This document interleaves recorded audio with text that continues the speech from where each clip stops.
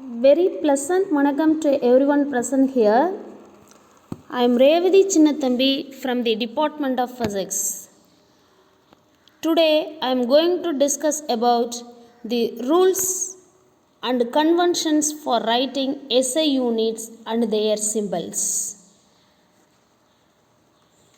SI அலகுகளையும் அவற்றோட குறியீடுகளையும் பயன்படுத்தும் போது நம்ம பின்பற்ற வேண்டிய விதிகளும் மரபுகளும் தான் இன்றைக்கி நான் உங்களுக்கு சொல்லித்தர போகிறேன்.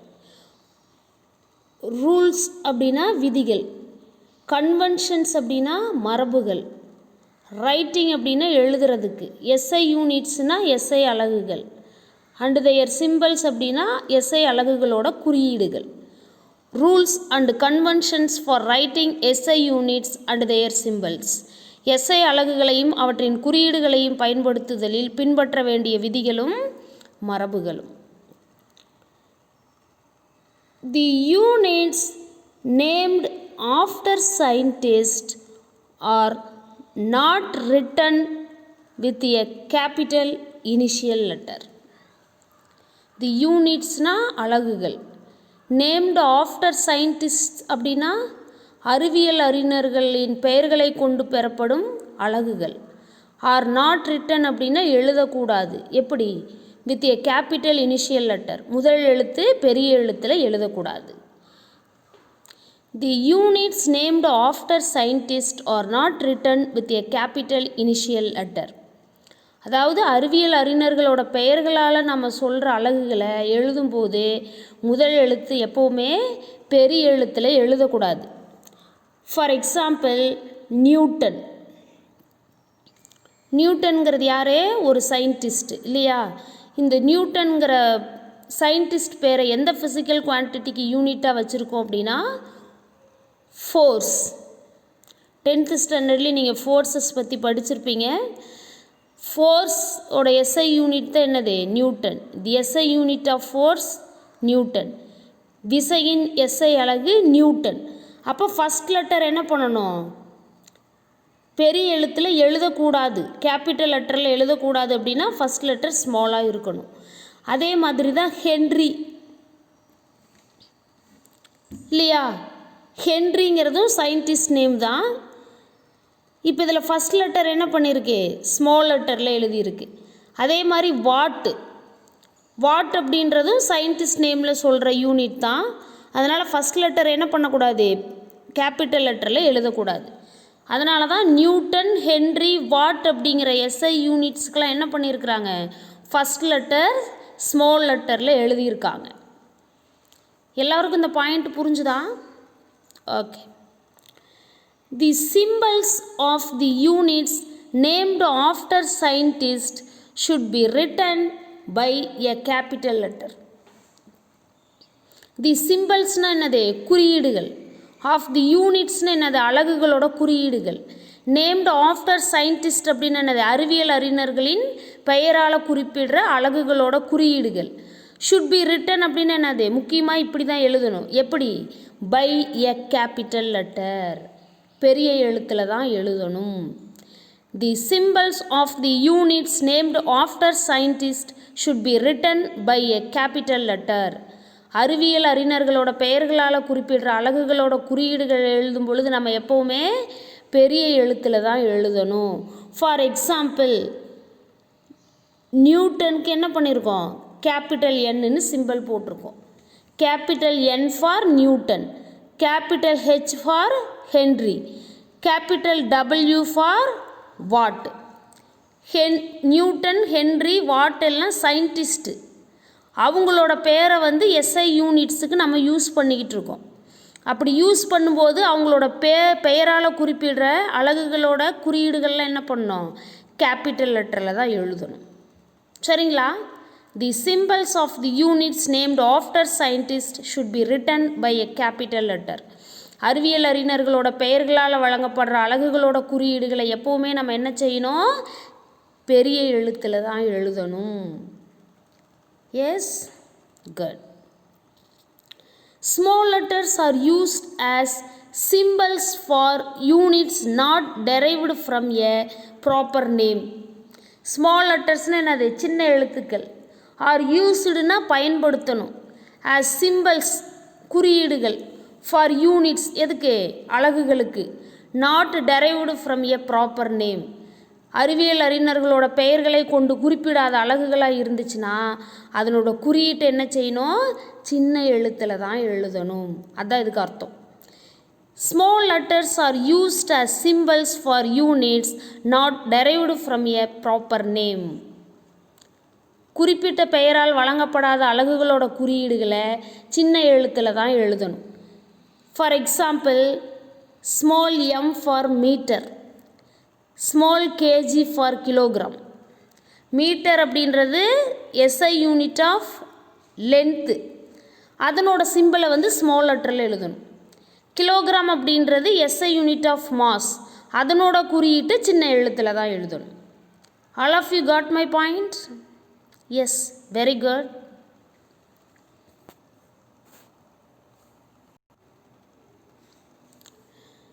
Next one. No full stop or other punctuation marks should be used within or at the end of the symbols. No full stops அப்படின்னு என்னது முற்றுப்புள்ளி வைக்கக்கூடாது. அதர் பங்க்சுவேஷன் மார்க் மற்ற குறியீடுகள் எதுவும் இருக்கக்கூடாது. should be used முக்கியமாக யூஸ் பண்ணக்கூடாது. எங்கே within or at the end of the symbols குறியீடுகளுக்கு பின்னாடி, குறியீடுகளுக்கு இடையில் அல்லது குறியீடுகளுக்கு பின்னாடி ஃபுல் ஸ்டாப்போ பங்க்சுவேஷன் மார்க்கோ எதுவுமே வைக்கக்கூடாது. No full stop or other punctuation marks should be used within or at the end of these symbols. அலகுகளோட குறியீடுகளுக்கு இறுதியிலோ அல்லது இடையிலையோ என்ன பண்ணக்கூடாது நிறுத்தற்குறி போடுறது, நிறுத்தற்குறி மாதிரி போன்ற மற்ற குறியீடுகள் கமா கொட்டேஷன்ஸ்லாம் சொல்கிறோம் இல்லையா, அந்த மாதிரி எந்த குறியீடுகளும் போடக்கூடாது. ஓகே, ஃபார் எக்ஸாம்பிள் 50 மீட்டர் அப்படின்னு எழுதணும். 50ங்கிறது மேக்னிடியூடு, எம்ங்கிறது யார் யூனிட். மெஷர்மெண்ட்ஸ் அப்படின்னால என்னது மேக்னிடியூடு வித் யூனிட்னு நம்ம படிச்சிருக்கோம். அப்போ 50 மீட்டர் அப்படின்னு எழுதணும். And not as 50 metre and full stop. 50 மீட்டர்னு எழுதணும். 50 மீட்டர்னு எழுதிட்டு ஃபுல் ஸ்டாப் வைக்கக்கூடாது. No full stop or other punctuation marks should be used within or at the end of the symbols. அலகுகளோட குறியீடுகளுக்கு இடையிலோ இறுதியிலோ எந்த ஒரு நிறுத்தற்குறி போன்ற எந்த குறியீடுகளையுமே நம்ம போடக்கூடாது. Isn't it? Yes. The symbols of the units do not take plural form. The symbols na குறியீடுகள், தி யூனிட்ஸ்னால் அலகுகள். To not take அப்படின்னா அந்த மாதிரி எடுத்துக்க கூடாது. ப்ளூரல் ஃபார்ம் அப்படின்னா என்னது சிங்குலர் ப்ளூரல் கேள்விப்பட்டிருக்கிறீங்களா? ஒருமை பன்மைன்னு கேள்விப்பட்டிருக்கீங்களா? சிங்குலர்னால் ஒருமை, ப்ளூரல்னா பன்மை. அந்த மாதிரி பன்மையில் இருக்கக்கூடாது. ப்ளூரல் ஃபார்மில் யூனிட்ஸ் இருக்கக்கூடாது. The symbols of the units do not take plural form. அலகுகளோட குறியீடுகளை பன்மையில் எழுதக்கூடாது. ஃபார் எக்ஸாம்பிள் 10 கிலோகிராம் அப்படின்னு எழுதலாம். 10ன்றது மேக்னிடியூடு, கிலோகிராம் அப்படிங்கிறது யூனிட்டு. Not as 10 kilograms. 10 கிலோகிராம்ங்கிறது ரைட் நோட்டேஷன், 10 கிலோகிராம்ஸ் அப்படின்றது ராங் நோட்டேஷன். அந்த plural form increment of the magnitude of the physical quantities அப்படின்றத என்ன பண்ணணும் இந்த நம்பர்ஸில் போட்டு காமிக்கணும். இப்போ ஃபார் எக்ஸாம்பிளுக்கு 1 கிலோகிராம் ஆஃப் ரைஸ் அப்படின்னு சொல்லலாம்.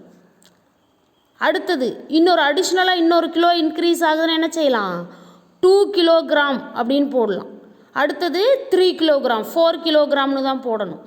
எந்த அளவுக்கு magnitude of the measurement increase ஆகுதோ அதை வந்து என்ன பண்ணணும் நம்பர்ஸில் தான் இன்க்ரீஸ் பண்ணணும். யூனிட்ஸ் கூட ப்ளூரல் ஃபார்ம் பயன்படுத்தக்கூடாது. Okay. When the temperature is expressed in Kelvin, the degree sign is omitted. When அப்படின்னா எப்போ, temperature is expressed in kelvin, வெப்பநிலையை கெல்வின் அலகில் குறிப்பிடும்போது. தி degree sign is omitted, degree குறியீட்டை பயன்படுத்தக்கூடாது. when temperature is expressed in Kelvin, the degree sign is omitted. வெப்பநிலையை நான் கெல்வினில் எழுதும்போதே degree குறியீட்டில் எழுதக்கூடாது. அது அப்படின்னா என்ன மிஸ் அர்த்தம்? ஃபார் எக்ஸாம்பிள் 273 கெல்வின் அப்படின்னு எழுதலாம், நாட் ஆஸ் 273 டிகிரி கெல்வின். இதுதான் பாயிண்ட். டெம்பரேச்சரை நம்ம ஃபாரன்ஹீட்டில் மெஷர் பண்ணுவோம், டிகிரி செல்சியஸில் மெஷர் பண்ணுவோம். இப்போ எஸ்ஐ சிஸ்டம் ஆஃப் யூனிட்ஸில் கெல்வினில் மெஷர் பண்ணிக்கிட்டு இருக்கோம். ஆனால் நம்ம என்ன பண்ணக்கூடாது, 27 கெல்வினில் மெஷர் பண்ணுறீங்க அப்படின்னா கெல்வினில் தான் யூனிட்டை எழுதணும், டிகிரி கெல்வினில் எழுதக்கூடாது. அதுதான் அதுக்கு அர்த்தம். 273 கெல்வின் அப்படின்னு எழுதலாம், 273 டிகிரி கெல்வின் அப்படிங்கிறதே not acceptable. Okay, if expressed in Celsius scale, degree sign is to be included. For example, 100 degree Celsius and not 100 Celsius. கெல்வினில் எழுதும்பொழுது கெல்வினில் எழுதணும், டிகிரி செல்சியஸில் எழுதும்போது டிகிரி செல்சியஸில் எழுதணும். கெல்வினில் எழுதும்பொழுது டிகிரி போடுறதோ, டிகிரி செல்சியஸில் எழுதும்பொழுது டிகிரி குறியீடு போடாமல் விடுறதோ தப்பு. All of you got my points? Yes, good.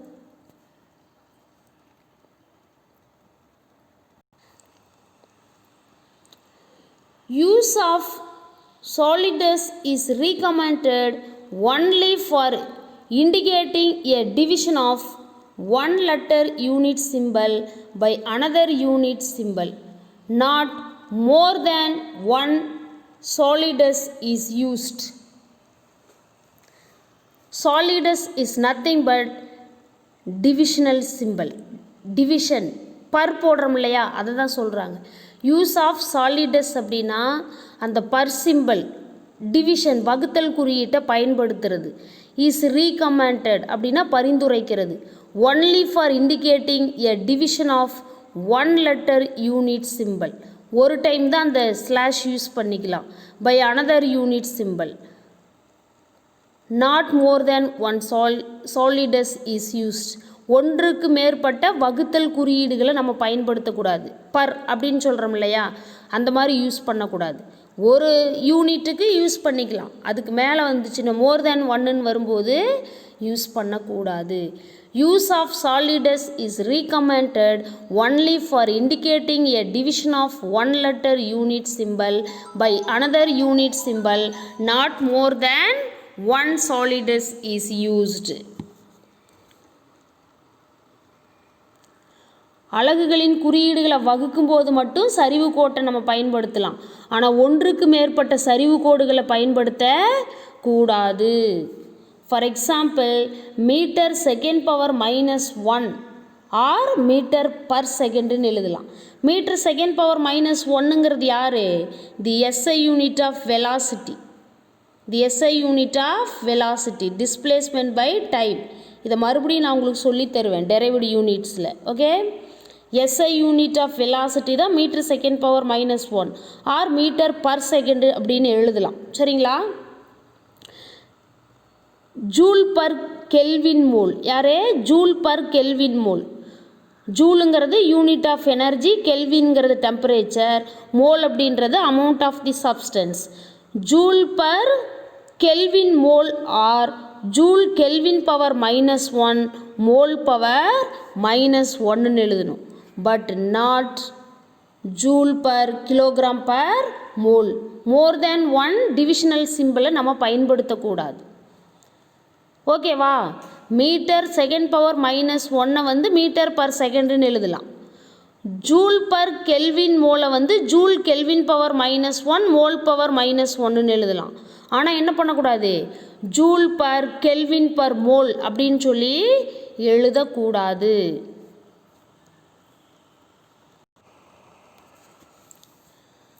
Some space is always to be left between the number and the symbol of the unit and also between the symbols for compound units such as force, momentum, etc. Some space, ஒரு குறிப்பிட்ட அளவு இடைவெளி, is always to be left, எப்போவுமே ஒரு குறிப்பிட்ட அளவு இடைவெளி விடணும். எங்கே? between the number and the symbol of the units. மேக்னிடியூடுக்கும் யூனிட்டோட சிம்பிளுக்கு இடையில் ஸ்பேஸ் விடணும். And also between the symbols for compound units, பெரிய பெரிய அலகுகளை குறிப்பிடும்போது ஒவ்வொரு அலகுக்கும் இடையில் ஒரு குறிப்பிட்ட அளவு ஸ்பேஸ் விடணும். Such as force, momentum, etcetera. For எக்ஸாம்பிளுக்கு மேக்னிடியூட் அண்ட் யூனிட் எழுதுகிறோம் அப்படின்னா, இப்போ 50 மீட்டர் சொல்கிறோன்னா 50க்கு மீட்டருக்கும் இடையில் கொஞ்சம் ஸ்பேஸ் விடணும், இடைவெளி விடணும். அதே மாதிரி காம்பவுண்ட் யூனிட்ஸ்னால் என்ன சொல்லலாம்? ஃபோர்ஸ், அதெல்லாம் இப்போ பின்னாடி தான் நான் உங்களுக்கு சொல்லித்தர போகிறேன். இப்போ ஃபார் எக்ஸாம்பிளுக்கு வெலாசிட்டி எழுதிக்கிறோம் அப்படின்னா, யூனிட் ஆஃப் வெலாசிட்டி அப்படின்னா மீட்டர் செகண்ட் பவர் -1. இப்போ மீட்டருக்கும் செகண்ட் பவர் மைனஸுக்கு இடையில் கொஞ்சம் என்ன பண்ணணும், நம்ம ஸ்பேஸ் விடணும். அதை தான் சொல்கிறாங்க. Some space is always to be left between the number and the symbol of the unit and also between the symbols for compound units such as force, momentum, etc. எண்ணிற்கும் அலகின் குறியீட்டுக்கும் இடையில் என்ன பண்ணோம்? அது மட்டும் இல்லை, விசை, உந்தம் போன்ற அலகுகளை இரு கூட்டு அலகுகளை குறியீடுகளுக்கு இடையில் இடைவெளி விட்டு எழுதணும். எண்ணும் அலகுக்கு இடையிலையும் சரி, பெரிய பெரிய இயற்பியல் ராசிகளோட அலகுகள், வெவ்வேறு அடிப்படை அலகுகளை வச்சு நம்ம வருவித்த அந்த இயற்பியல் ராசிகளோட அலகுகளாக இருந்தாலும் சரி, இடையில் நாம் என்ன செய்யணும்? இடைவெளி விடணும். இங்கேயும் எக்ஸாம்பிள் சொல்லியிருக்கிறாங்க பாருங்கள். For example, it is not correct to write 2.3 metre dot. இங்கே பாருங்கள், 2.3க்கும் மீட்டருக்கு இடையில் ஸ்பேஸே இல்லை, there is no space. The correct representation is 2.3 space கொடுத்து metre. Yes, in other words இன்னொரு எக்ஸாம்பிள் சொல்லியிருக்கோம். Kilogram metre second power -2. கிலோகிராமுக்கும் மீட்டருக்கு இடையில் பாருங்கள் எவ்வளோ ஸ்பேஸ் இருக்குன்னு. And not as kilogram metre second power -2 without space. இங்கே கிலோகிராம் மீட்டர் செகண்ட் பவர் -2ன்றது ஒவ்வொரு யூனிட்டுக்கு இடையில் ஸ்பேஸே இல்லை, அப்படி இருக்கக்கூடாது, ஸ்பேஸ் விட்டு தான் எழுதணும். Yes, good. Only accepted symbols should be used. Only அக்செப்டடுன்னு என்னது? ஏற்றுக்கிட்டது மட்டும், சிம்பிள்ஸ் குறியீடுகள் மட்டும், ஷுட் பி யூஸ்ட், அதை மட்டும்தான் பயன்படுத்தணும்.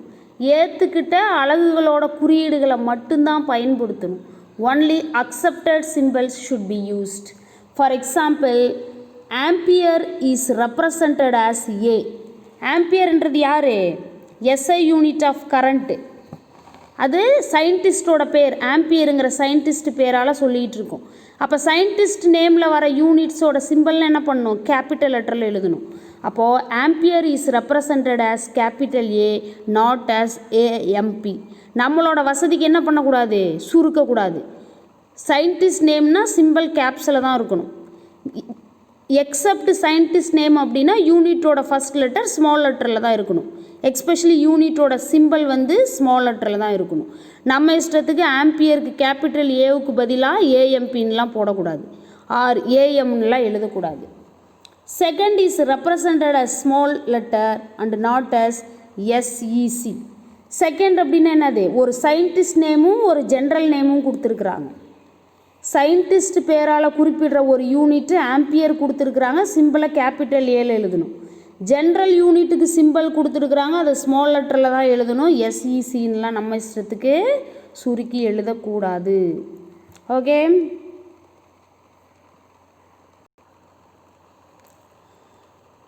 Numerical values of any physical quantity should be expressed in scientific notation. Numerical value அப்படின்னா என்னது? எண் மதிப்புகள். அளவீடு செய்கிறோம் இல்லையா, மெஷர்மெண்ட் பண்ணி. இப்போது இந்த ரூமோட லென்த் என்னன்னு கண்டுபிடிக்கிறோம் அப்படின்னா, இந்த அறையோட நீளம் கண்டுபிடிக்கிறோம் அப்படின்னா அதுதான் நியூமரிக்கல் வேல்யூஸ்னு சொல்கிறது. சரியா? The numerical values of any physical quantity, எந்த ஒரு இயற்பியல் ராசி ஷுட் பி எக்ஸ்பிரஸ்டு, அதில் தான் கண்டிப்பாக குறிப்பிடணும். இன் சயின்டிஃபிக் நோட்டேஷன், அறிவியல் முறைப்படி தான் குறிப்பிடணும். Numerical value of any physical quantity should be expressed in scientific notation. எந்த ஒரு இயற்பியல் அளவோட எண் மதிப்பாக இருந்தாலும் அதை அறிவியல் முறைப்படி தான் எழுதணும். For example, density of mercury is 1.36 into 10 power 4 kilogram meter power minus 3 and not 13600 kilogram meter power minus 3. Density of mercury is 1.36 into 10 power 4 kilogram meter power minus 3 in the எழுதணும் and not as 13600 kilogram meter power minus 3 எழுதக்கூடாது. ரெண்டுக்கும் என்ன குட்டிங்களா difference? இந்த 10 power plus 4 balance பண்ணுறதுக்கு நமக்கு என்ன வேணும்? 10 பவர் ஒரு -4 வேணுமா? அதனால் சயின்டிஃபிக் நோட்டேஷன் அப்படின்னா அடுக்கு குறியீட்டில் தான் எழுதணும். பெரிய மதிப்புகள் வரும்போது நம்ம அளவீடு செய்யும்போது கிடைக்கிற அந்த பெரிய மதிப்புகளை அடுக்கு குறியீட்டில் தான் எழுதணும். இந்த மாதிரி லென்த்தாக எழுதிட்டு போகக்கூடாது. அதை தான் அவங்க சொல்கிறாங்க. அப்போது இந்த 1.36 அப்படிங்கிறத 13600ன்னு பேலன்ஸ் பண்ணோம்னா நமக்கு ஒரு 10 பவர் -4 வேணும். அப்போ இங்கே வேல்யூ பார்த்திங்கன்னா 1.36 into 10 பவர் 4ன்னு இருக்குது. இப்போ இந்த டெசிமலை தள்ளி வைங்க பார்க்கலாம். 3.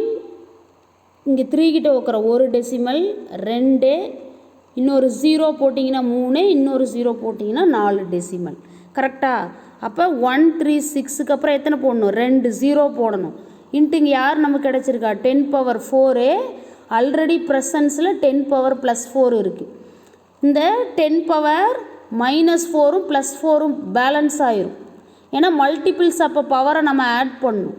அப்போ ஆட் பண்ணும்போது -4 +4 அப்படிங்கும்போது என்னாகும்? 10 to the power 0ன்னு மாறும். Anything power 0 = 1. கரெக்டாக? இப்போது சயின்டிஃபிக் நோட்டேஷன் படி இந்த மாதிரி கன்வர்ஷன் நம்ம பண்ணக்கூடாது. சரிங்களா? அப்போ 1.36 into 10 power 4 kilogram metre power -3 அப்படிங்கிறத அதே மாதிரி தான் எழுதணும். சயின்டிஃபிக் மெத்தடு படி எப்படி எழுதக்கூடாது? 13600 கிலோகிராம் மீட்டர் பவர் -3 அப்படின்னு சொல்லி எழுதக்கூடாது. All of you understand the rules and conventions of writing essay units? Yes, very good. If you have any doubt means ask immediately. Okay? Fine. Thank you.